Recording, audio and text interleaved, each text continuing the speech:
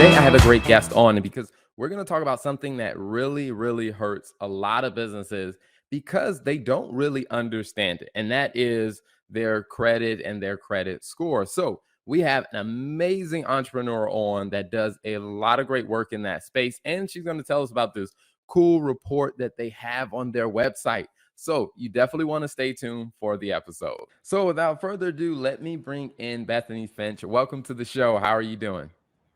Good. How are you doing, Terrell?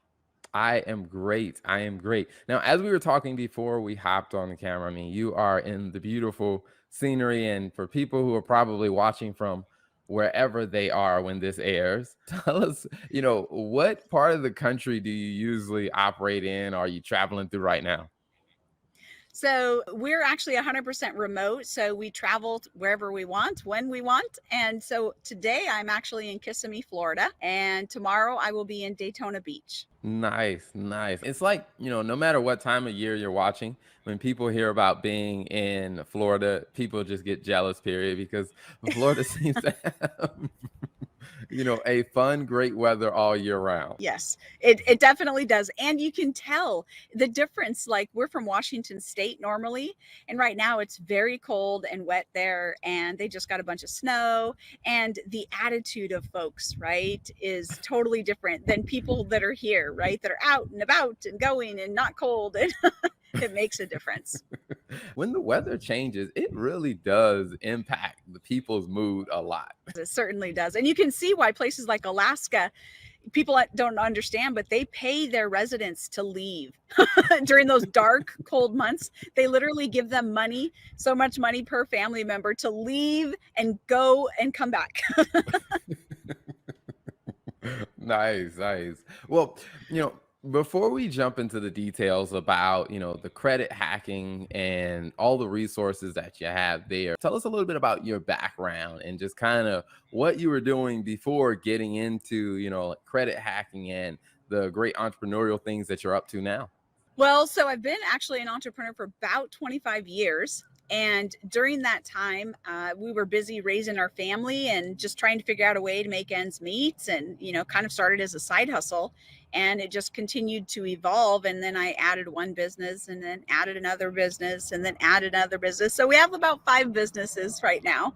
Um, but each time it was because of a different season of our life, right, and the needs of our family. And so that's how things kind of evolved. But it's always evolved around multifamily. It's always evolved around real estate. And the credit side of it has just become a means to an end, because so many business owners, just like people in everyday life, have debt.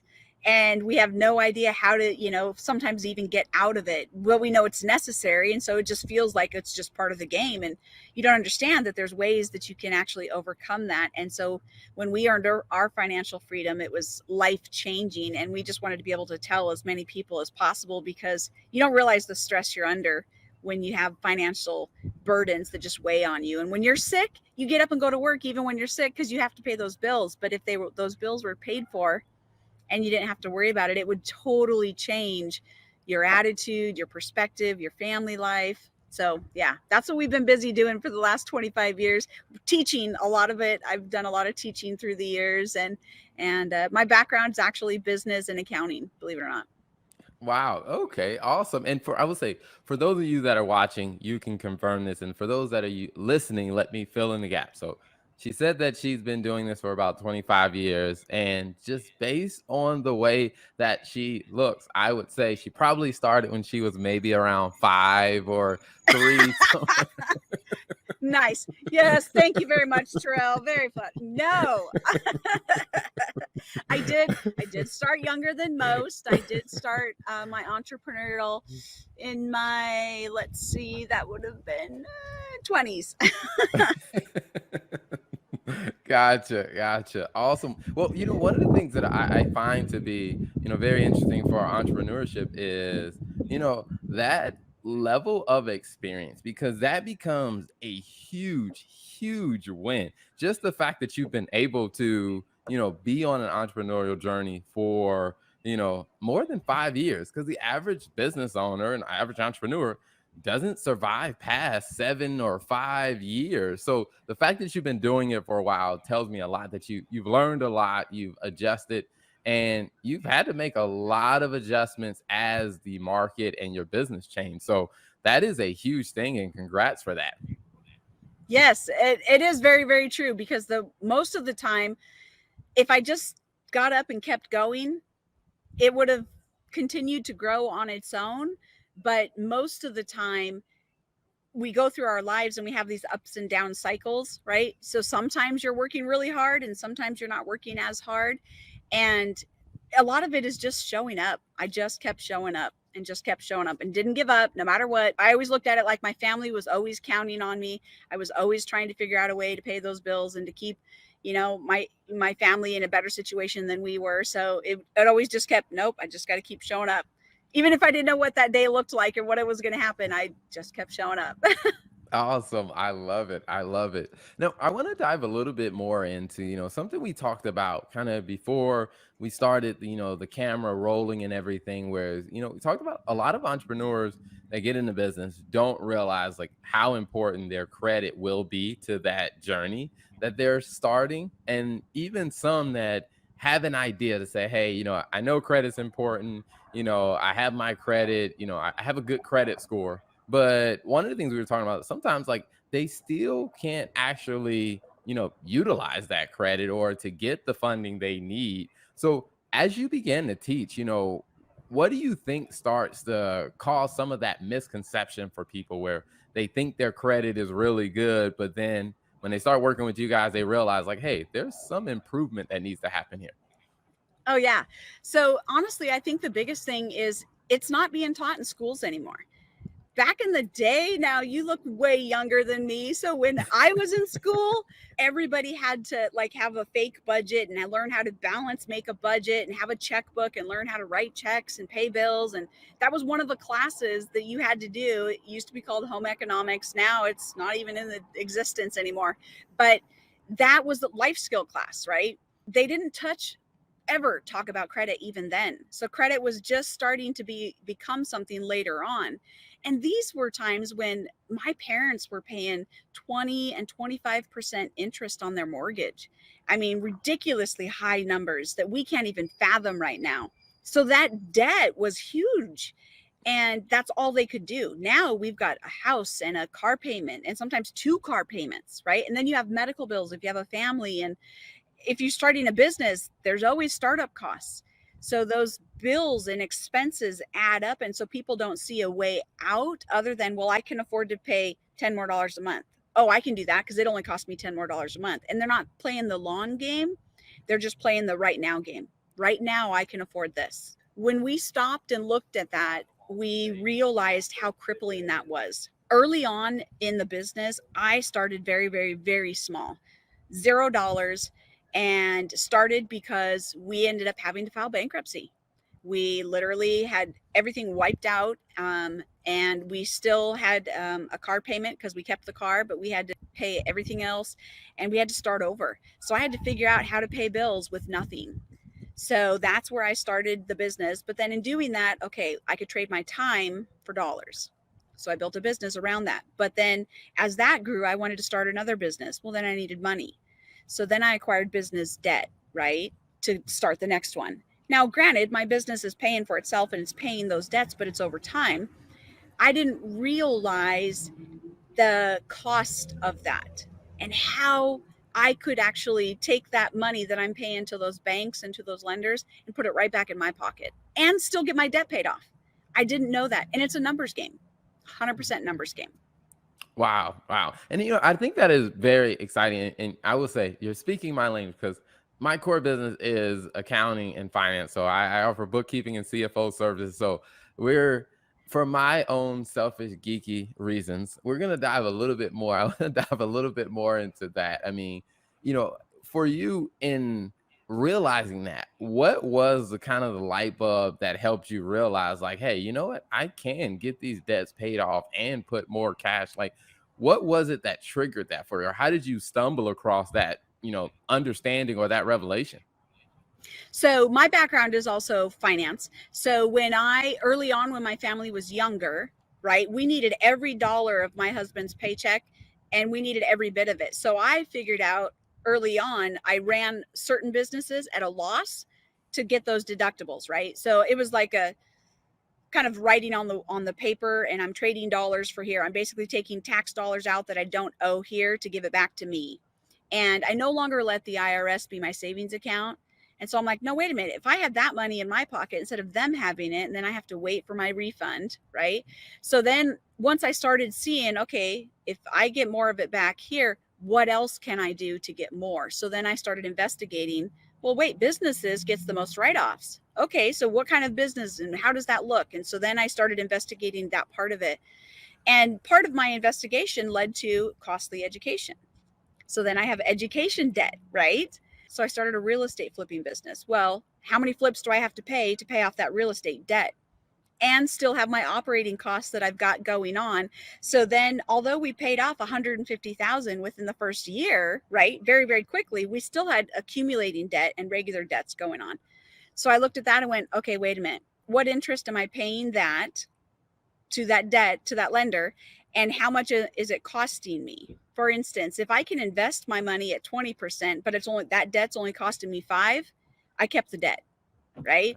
Because I can make it more than I am. And so the debt, but when things were flipping, because the interest rates went a little sideways and different things, and some of our credit lines got jacked up during COVID and things, I'm like, wait a minute, nope, time to flip the scales, right?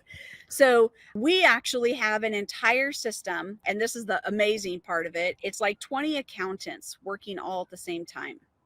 So that system, I'm able to put in all of our debts, static and dynamic. So our monthly debts, right, the ones that never change, right, our monthly internet bill and things like that, as well as our overall credit debts. So this is the dollar amount on this credit card, but you can change how much you pay that each month. So that's a dynamic debt. Then I can say, okay, I want this much in reserve, and I know I'm going to have to pay X this much out this month, in quarterly taxes or whatever. I put all of this into my system. This is the amazing part. And then the computer has all the algorithms planned and programmed in there so that it knows daily interest rate calculations based on all my credit cards, right? Based on those lender debts, right? All those notes that I was calculating in my head. Okay, it's better here, da, da, da. It's doing it all for me. So I don't have to. And then it literally says, okay, you're going to pay this credit card on this date, and you're going to pay this amount. You're going to pay this into your savings account, and you're going to leave it there for X amount of time. And then you're going to transfer it to pay this card. And then you're going to do this. And I don't have to do any of the thinking. It's plug and play. So it is night and day. The stress is off, and my bills are getting paid. I'm not bringing in any more money. It's the exact same amount of money I'm regularly building and going with.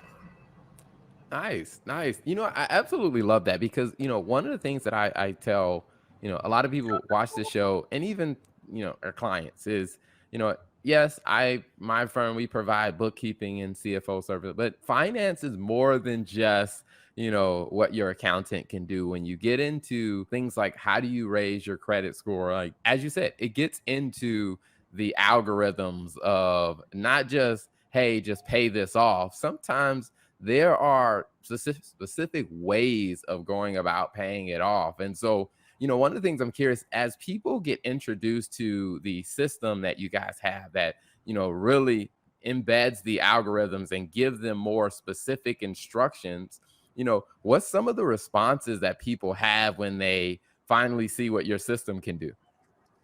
So some people who've actually thought about their debt, right? They might overall have, say, $100,000 in debt, and they just did quick mental math. Okay, if I pay an extra $1,000 a month, it's going to take me 10, and then they're figuring out the months or years it'll take them in there. Then the next step is, how am I going to get that $1,000 a month? So when we show them, they don't have to make any more money.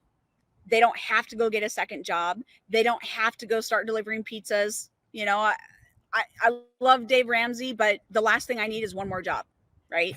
So how do I figure out how to do this with what I already have, right? And that's the beauty of it. The moment they see they don't have to make more money than they already are, and it's going to save them time and thought processes, it is a no-brainer, and they are ecstatic. Then when I show them, And it's like, okay, are you ready? You ready? I'm going to hit the button. And they're like, what do you mean? I'm like, I'm going to show you how fast your debt's going to be paid off. Now, we do the mental math and we show them, okay, based on your scale, how long will it take you? Well, the average mortgage is a 30-year mortgage, right?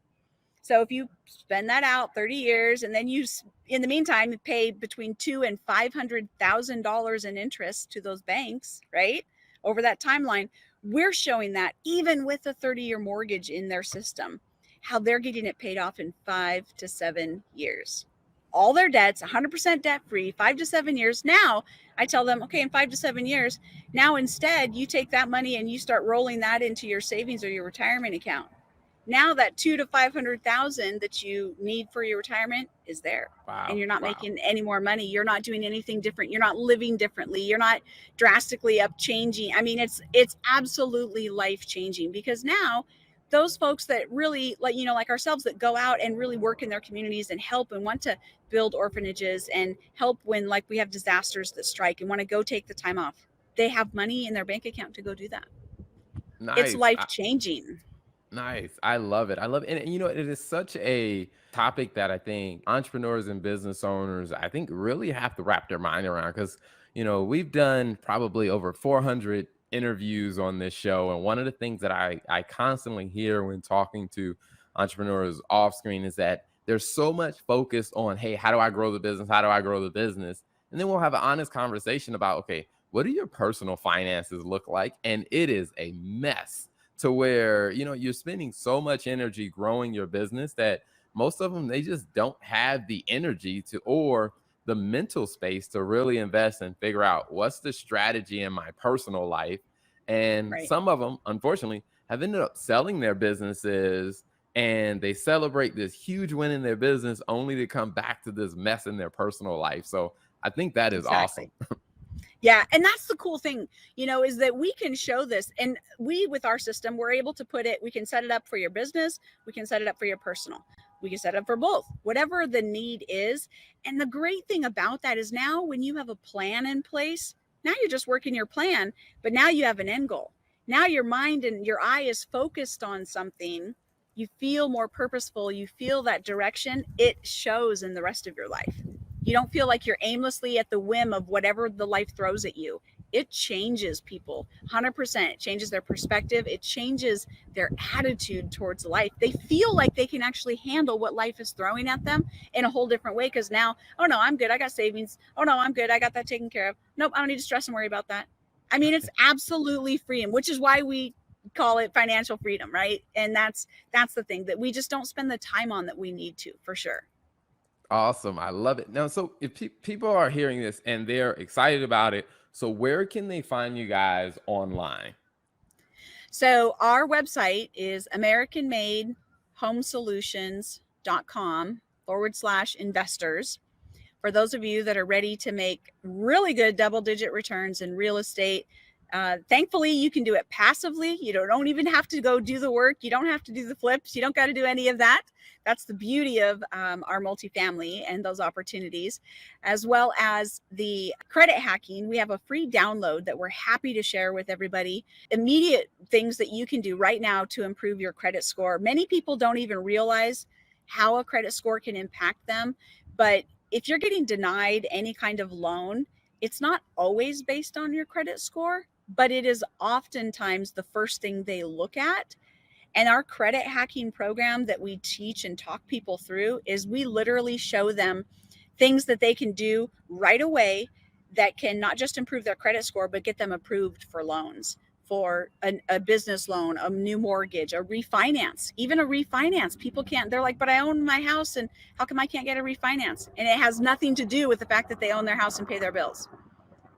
Awesome. Awesome. I love it. Well, actually, I got to take a step back. I have two more questions. First one is, we've connected, found each other through Raise Masters. Can you tell me a little bit about, like, what has your experience been like with the Raise Master organization? How has that kind of played a role for you in as your journey has developed in, real estate? So for us, the Raise Masters is an amazing mastermind group of people learning how to capital raise. Our focus at American Made Home Solution is building sustainable growth within all of our communities. And to do that, we need to not just build our business, but empower other people's businesses. And a lot of times we can do that through capital raising. So for us, it is 100% a plug and play system.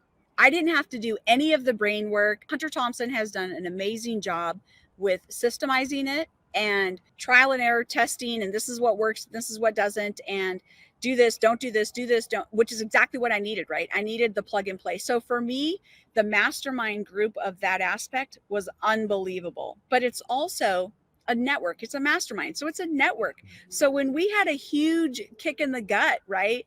It was, okay, guys, lost this one. What did I do wrong? Help me how to fix this. What do I do next time so I don't repeat this mistake, right? You have a group of people that are already going through the exact same thing that you get to learn from each other. They're in the same space. I don't normally go, and folks that I meet or I hang out with aren't necessarily in the same space that I'm in. They're not necessarily building businesses. My friends at church definitely are not necessarily building businesses. So it's not in the same scenario. And so it's an opportunity for me to have that peer networking and have that support that I need as an entrepreneur. It can be a very lonely space. Gotcha. Now, the final question that I want to ask is, what's two pieces of advice that you would leave with other entrepreneurs? And it could be something that you've already said that you want to reiterate, or it can be a brand new point. Two things that I would leave. I would say the first thing is don't be afraid of debt, because debt is just a tool. And there's good and bad debt, and it is just a tool. And many businesses would have never got started if they were afraid to have debt. Too many times people kept saying, I'll save it. And when I have it, then I'll do it. And then they never do it. So don't be afraid of debt. It's just another tool.